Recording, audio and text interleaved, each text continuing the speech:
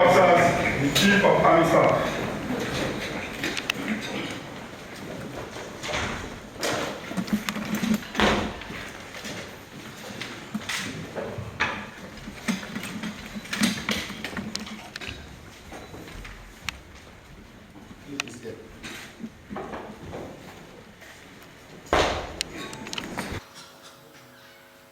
For this session, I would like to begin by stating that for the record, that this is a trying period for us all as individuals, for the Nigerian Army as an institution, and for the nation in general. As I thank the President, Commander-in-Chief of the Armed Forces of the Federal Republic of Nigeria, His Excellency President Muhammadu Buhari, GCFR, for my appointment as the 22nd Chief of Army Staff of the Nigerian Army, I must also crave your indulgence to observe that I assume command in rather unexpected circumstances. The sudden passing away of our amiable and highly respected Chief of Army Staff, the late Lieutenant General Ibrahim Attahiru, who was a big brother, a brilliant officer and a mentor, who gave me tremendous support, understanding, and especially professional guidance for the short period I was theater commander under him, calls for sobriety. We all loved him as a boss, as a colleague, and as a decent person. But because our ways on earth are always finally determined by the will of Almighty Allah, it is our lot to now pray for his soul and the souls of all others who paid the supreme price along with him. Talking about Brigadier General Skulia, Brigadier General Olainka, Brigadier General Abdul Qadir, and Majors Hayat and Major Hamza, as well as Flight Lieutenant Asani and Olufade, also Sergeant Omar and Sergeant Additional, as well as Aircraftman Oyedepo, to find peace and joy in eternal life, while I will ensure on your behalf that the Nigerian Army stands solidly behind the families of our departed personnel. I recognize that my command of our enviable Nigerian Army comes at a time when our beloved country is grappling with several security challenges. Success will therefore depend on the collective resolve and commitment of all, as well as the cooperation of our sister services and security agencies, and indeed all other stakeholders with whom we must work in synergy. Stability and lasting development of this country calls for joint endeavors. It is with this great sense of responsibility and avowed commitment that I hereby pledge to provide exemplary and professional leadership for the Nigerian Army, serve as a rallying point for all officers and men, reposition the Nigerian Army, the largest service of our armed forces, as an effective, dependable fighting force, galvanize our troops for successes in all operations, as well as serve the Nigerian Army and our country loyally and faithfully. Since this cannot be done or cannot be achieved without your individual and collective support, I shall deploy wide consultations and group decision-making processes at all levels while working with our extant procedures and provisions and building on the foundations laid by my predecessors, including the late Chief of Army Staff, Lieutenant General Ibrahim Attahiru.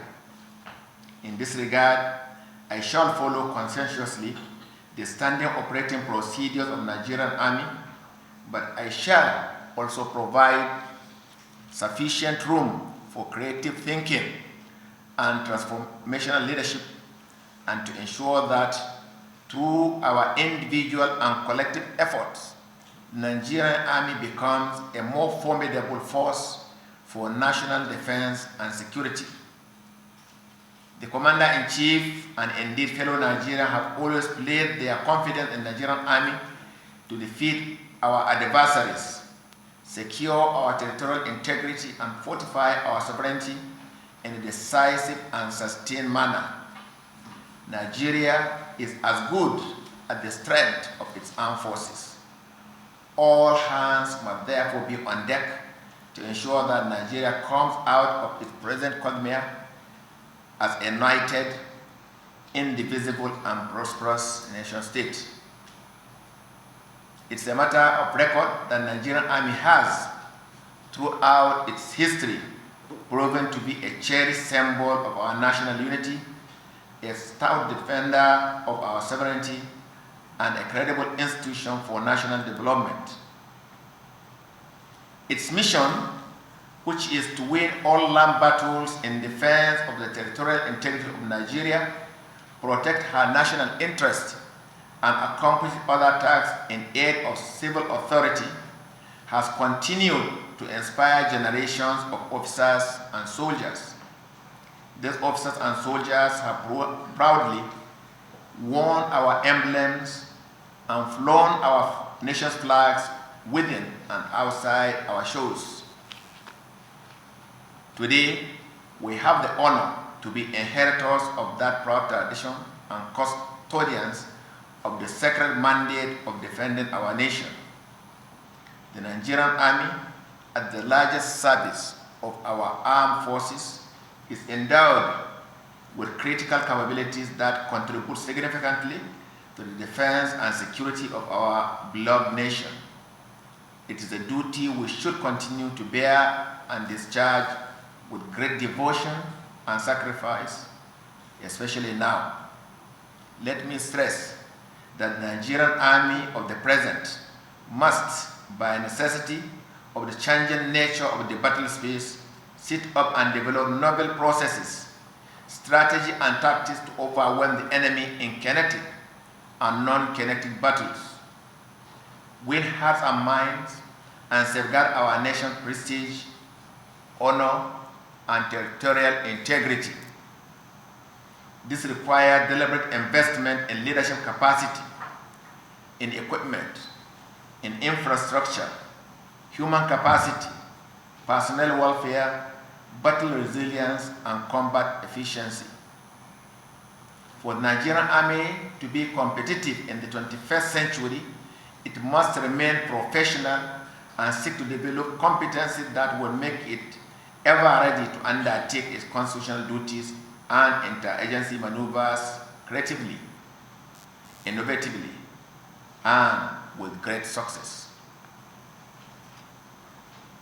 It is therefore against this background that my vision, which is a professional Nigerian Army ready to accomplish assigned missions within a joint environment in defense of Nigeria.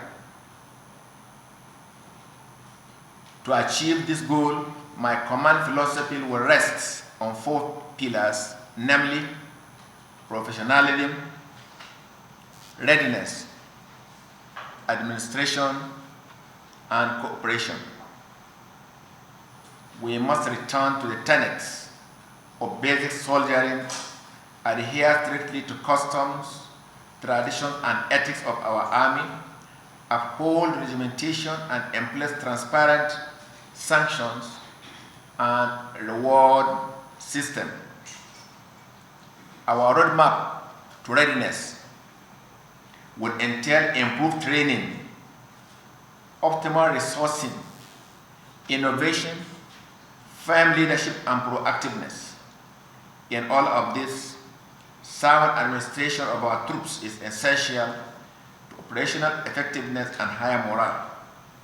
Consequently, we will prioritize welfare of personnel, we will promote merit, we will celebrate gallantry, we will honor our heroes and support our families, in realization that Nigerian Army required the support of critical partners to better secure our country, we will intensify synergy with sister services and enhance our collaboration with other departments and agencies of the government, as well as external partners, through robust joint interagency and intergovernmental framework. The task ahead of us is enormous, but so also is the strength of our common resolve to accomplish them. As the Chief of Army Staff, I hereby restate my commitment to lead you with sincerity, with transparency and accountability at all times.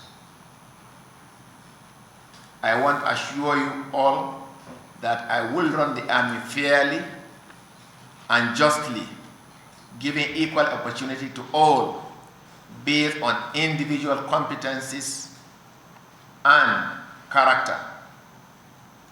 I count on you to ride with me to defend our country. Gentlemen, together we shall succeed, inshallah. I want to assure the President, Commander-in-Chief of the Armed Forces of the Federal Republic of Nigeria, on my and our, all of us, unalloyed loyalty of Nigerian Army, and also to assure all Nigerian Army's determination to ensure territorial integrity of the Federal Republic of Nigeria. Thank you very much.